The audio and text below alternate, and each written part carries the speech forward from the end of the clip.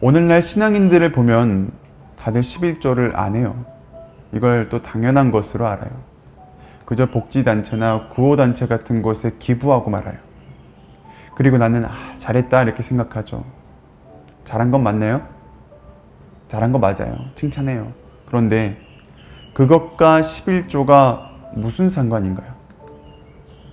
11조는 하나님에 대한 개인의 의무예요. 오늘날 11조가 이게 무슨 의무냐면서 이건 구약시대의 율법에서 따온 구시대적인 발상이라고 하는 지도자들도 있어요. 그런데 11조는 율법에서 시작되지 않았어요. 11조는 아브라함의 신앙 고백에서부터 시작이 된 거예요.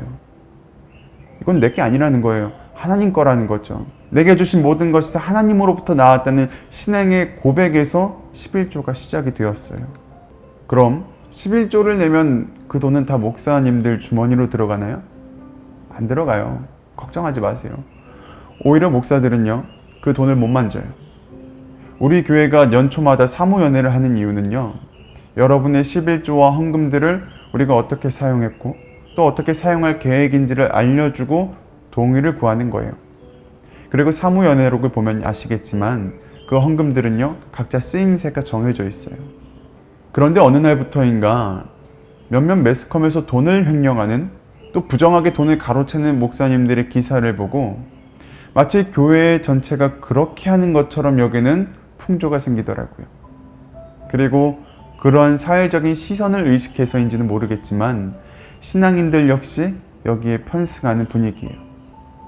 여러분, 11조가 아까우신가요? 오늘은 11조 설교를 하려고 한 건 아니지만 같은 맥락 안에 있어요. 우리는 세상의 풍조를 따라가는 사람들이 아니에요. 신앙을 지키는 사람들이에요. 그러기 위해서는 신앙인으로서의 정체성부터 지키셔야 돼요. 그리스도인이 뭐 하는 사람일까요? 그리스도인이라는 말은요, 사도행전 11장 26절에 처음으로 등장해요.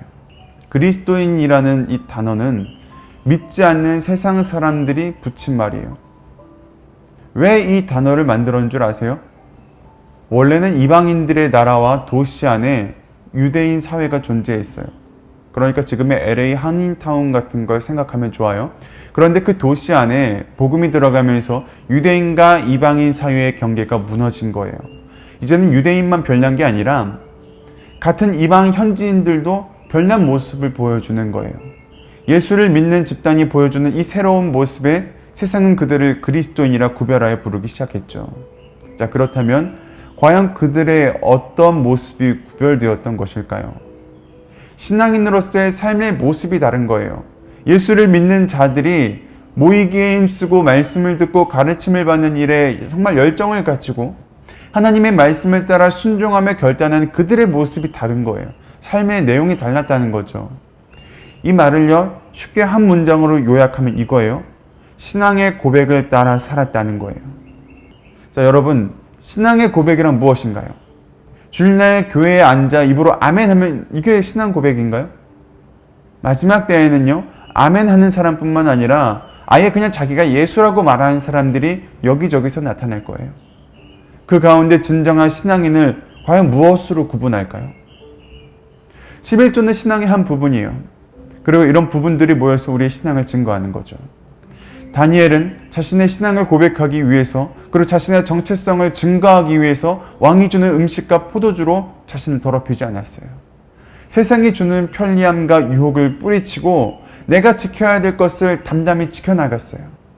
세상의 이 대세에 휩쓸리지 않고 하나님을 견지할 수 있는 신앙인의 모습, 마지막 때 우리가 반드시 지켜야 될 믿음이 있습니다.